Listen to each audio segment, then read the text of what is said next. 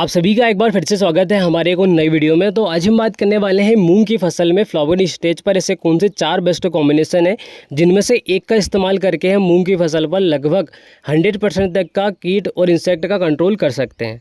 अगर मूंग की फसल में बात करें तो फ्लावर आने के बाद में वाइट फ्लाई, इल्लियाँ, माइट्स, उसके साथ में माऊ, पाउडरी मिल्ड्यू, लगभग इतने प्रकार के फंगस और कीट हैं जो कि मूंग की फसल में सबसे ज़्यादा डैमेज करते हैं और आपकी मूंग की फसल की जो उपज है वो लगभग 25% से लेकर 75% तक आपकी उपज में कमी आ सकती है। तो आज हम ऐसे 4 बेस्ट कॉम्बिनेशन के बारे में बात करेंगे जो कि लगभग इन सभी को 100% तक कंट्रोल करता है।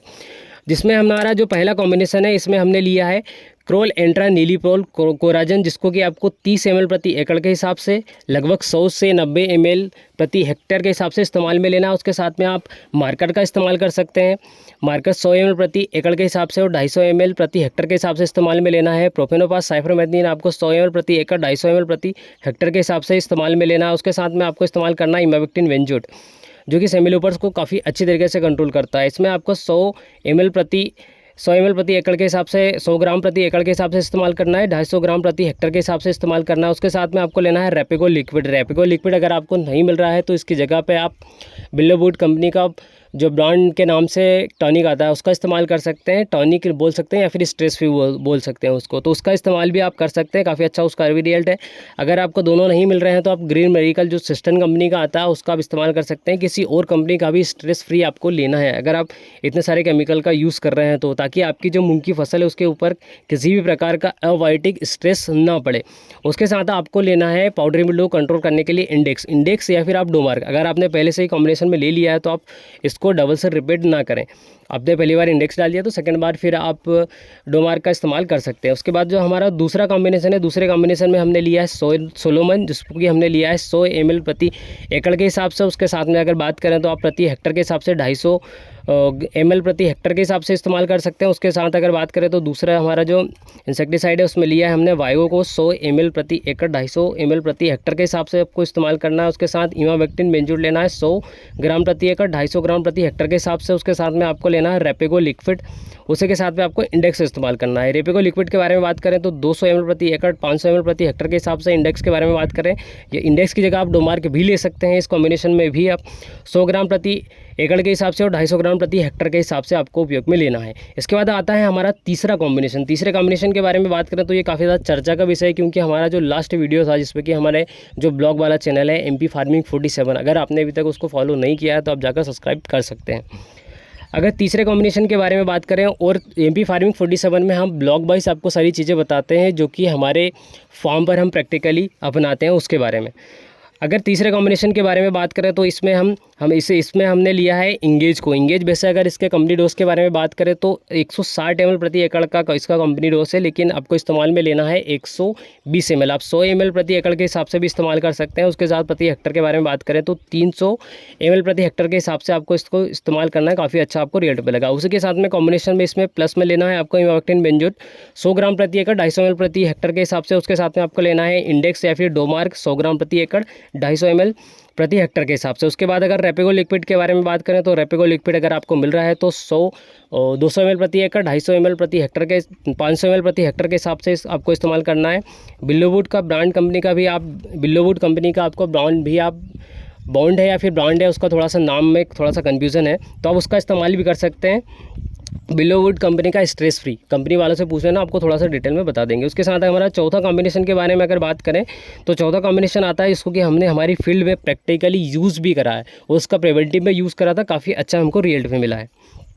अब अगर सोलोमन के बारे में बात करें तो सोलोमन को चौथा जो स्प्रे है उसमें आपको सोलोमन लेना है। सोलोमन के साथ में कोराजन लेना है। कोराजन के साथ में आपको इंडेक्स, इमावेक्टिन बेंजोएट और रेपेगो लिक्विड, इतनी सारी चीज़ें लेना है। इनका इस्तेमाल करके आप काफ़ी अच्छा अपनी मूंग की फसल पर इंसेक्ट को कंट्रोल कर सकते हैं।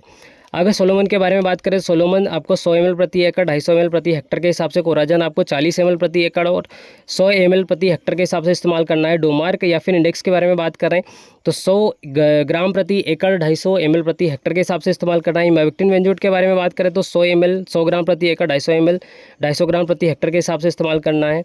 उसके साथ में अगर रेपेगो लिक्विड नहीं मिल रहा है तो आप बिल्लोवुड कंपनी का बॉन्ड ले सकते हैं। उसके साथ में अगर बात करें तो आप ग्रीन मेरिकल का भी इस्तेमाल कर सकते हैं। अगर किसी और कंपनी का आपको स्ट्रेस फ्री मिल रहा है तो उसका भी इस्तेमाल कर सकते हैं। जैसे कि 4 कॉम्बिनेशन हमने आप सभी को बता दिए हैं, चारों कॉम्बिनेशन का आप इस्तेमाल कर सकते हैं। अब चारों जो ये दवाइयाँ हमने बताई हैं, इनमें से ये कौन सी दवाई किस प्रकार से काम करती है उसके बारे में भी आपको डिटेल में बता देते हैं।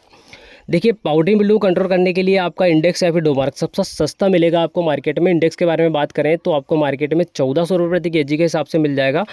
अगर आपको इससे कम में कहीं मिल रहा है तो आप कमेंट बॉक्स में कमेंट करके बता सकते हैं कि आपको किस रेट में मिला है। उसके बाद अगर इलियो के बारे में बात करें तो इलियो कंट्रोल करता है कोराजन, वाइगो, इमोक्टिन, बेंजोड और एंगेज। अब एंगेज उसके साथ में आप स्पाइनोटोरम को भी ले सकते हैं, स्पाइनोसेट को भी ले सकते हैं। उसके साथ आप फेम में जो केमिकल आता है उसको भी इस्तेमाल कर सकते हैं। लेकिन इनमें कॉम्बिनेशन में सबसे मेन रहेगा आपका इमाबेक्टिन। इमाबेक्टिन बेंजोड आपका एक मेन केमिकल रहेगा इलियो को कंट्रोल करने के लिए, क्योंकि सेमिलोपर्स को बाकी दूसरे जो केमिकल हैं उतना अच्छा कंट्रोल नहीं करते हैं जितने की हरी वाली जो इल्ली आती है, जितना कि आपका इमाबेक्टिन बेंजोड इसको कंट्रोल करता है। उसके साथ में मारुका इल्ली को भी ये काफ़ी अच्छी तरीके से कंट्रोल करता है इमाबेक्टिन बेंजोड। तो अब क्या करना है कि अगर आप इमाबेक्टिन बेंजोड के साथ में वाइगो ले रहे हैं या फिर कोराजन ले रहे हैं या फिर एंगेज ले रहे हैं या फिर स्पाइनोटोरम ले रहे हैं, डेलिकेट ले रहे हैं, आपको जो भी लेना है, लेकिन आपको इमाबेक्टिन बेंजोड जो है आपको कॉम्बिनेशन में लेना ही लेना है। उसके बाद फिर अगर सोलोमन के बारे में बात करें तो सोलोमन लगभग जो फुद्दियाँ आती हैं या फिर जो मच्छर आते हैं, मच्छर के साथ में अगर बात करें तो लगभग मच्छर की लगभग सभी प्रकार की स्टेजों पर ये कंट्रोल करता है। उसके साथ में अगर बात करें सोलोमन के बारे में तो सोलोमन इल्लियों को भी मारता है, साथ में मच्छरों को भी मारता है। तो ये 2 in 1 काम करने वाला इंसेक्टिसाइड है। तो इसका प्रिवेंटिव में आप इस्तेमाल कर सकते हैं। प्रिवेंटिव में अगर आप इस्तेमाल करोगे तो आपके खेतों में मारुका इल्ली का प्रकोप काफ़ी कम मात्रा में दिखाई देगा।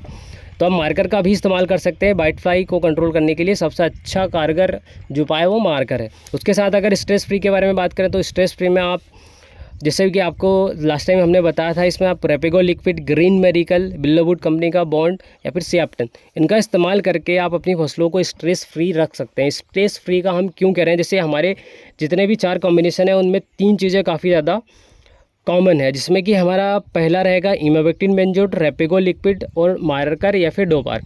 ये 3 चीज़ें हमारे लगभग सभी कॉम्बिनेशन में है और उनका इस्तेमाल आपको करना ही करना है, क्योंकि आपका जो स्ट्रेस फ्री काम करता है, जैसे कि आपका मार्कर जो हुआ, मार्कर आपका वाइट फ्लाई को काफ़ी अच्छी तरीके से कंट्रोल करता है। अगर रेपेगो लिक्विड के बारे में बात करें तो रेपेगो लिक्विड आपकी मूंग की फसल या फिर किसी भी फसल में स्ट्रेस को फ्री रखती है। स्ट्रेस फ्री मतलब अगर कोई व्यक्ति माइंड से फ्री है तो व्यक्ति सारे काम सही तरीके से करेगा। अगर कोई फ्री माइंड से डिस्टर्ब है तो उसके काम काफ़ी ज़्यादा मात्रा में बिगड़ेंगे।